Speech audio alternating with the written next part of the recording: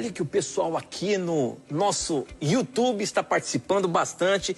Tem uma pergunta, tem duas perguntas bem parecidas aqui, mas eu vou colocar na mira da verdade. Quem mandou foi a Sinira Salles. E a pergunta da Sinira é a seguinte: é importante falar em línguas? Por que a Igreja Adventista não se fala em línguas estranhas?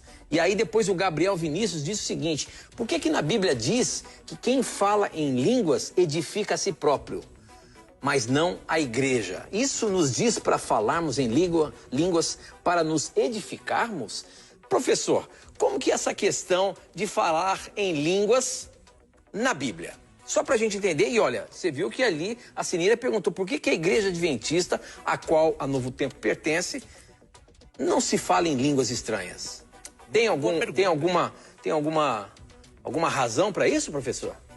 Sim, ó, primeiramente, nós temos uma compreensão, assim como muitas outras igrejas protestantes e até mesmo o catolicismo, né, que o dom de línguas é um dom sobrenatural, é uma capacidade que Deus dá para falar em outro idioma a fim de pregar o evangelho. Entre os textos base que utilizamos para esta compreensão é Atos capítulo 2. Tá? O dom de línguas é mencionado também, óbvio. Atos 10, 44 a 48, Atos 19, 1 a 6, 1 Coríntios 14. Agora, precisamos entender que o dom de línguas é um dom espiritual? É. Só que por que não temos ele na igreja hoje? Simplesmente porque todos que estão ali presentes falam o idioma necessário. Então não há necessidade de falar um outro idioma se as pessoas que ali estão compreendem esse idioma.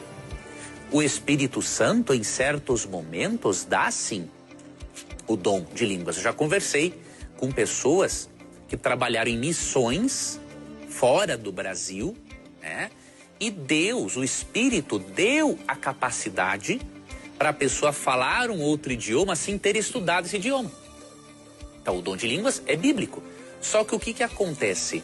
A Bíblia não ensina que você tem que falar de um outro idioma se as pessoas que estão presentes já entendem o idioma nacional delas. Não tem lógica.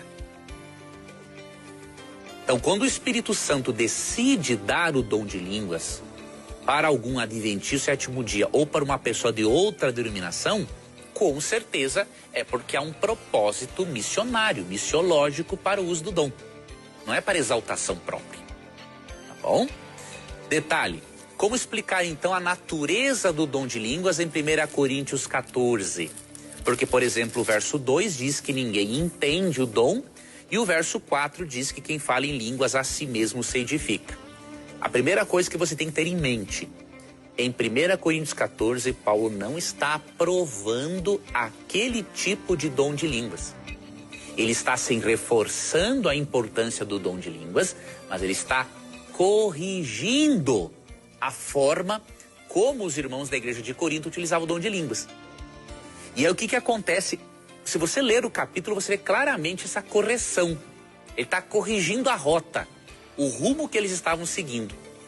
Por exemplo, depois que ele fala no verso 2 que ninguém estava entendendo aquele dom, e no verso 4 ele diz que quem fala em línguas a si mesmo se edifica, olha a correção que ele começa a fazer. Aí eu vou lhe explicar aqui o verso 2, tá?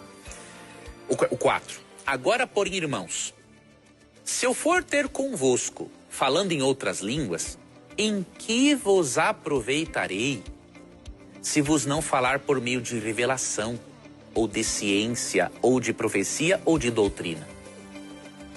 É assim que instrumentos inanimados, como a flauta ou a cítara, quando emitem sons, se não os derem bem distintos, como se reconhecerá o que se toca na flauta ou na cítara? Então ele está dizendo o seguinte: olha, se eu for até vocês e falar em outras línguas, como que vocês vão entender o que eu estou dizendo? Assim como a flauta e a cítara devem tocar sons distintos para se distinguir qual é o instrumento, vocês precisam falar de uma forma compreensível para que as pessoas compreendam o que vocês estão dizendo. É o que ele está argumentando. Verso 8. Pois também se a trombeta der som incerto, quem se preparará para a batalha? Assim vós, se com a língua não disserdes palavra compreensível, como se entenderá o que dizeis? porque estareis como se falasseis ao ar. Então ele não está aprovando, ele está corrigindo. E no verso 19 ele chega a dizer: prefiro falar na igreja 5 palavras com o meu entendimento para instruir outros, a falar 10.000 palavras em outra língua. Então olha o que ele está fazendo.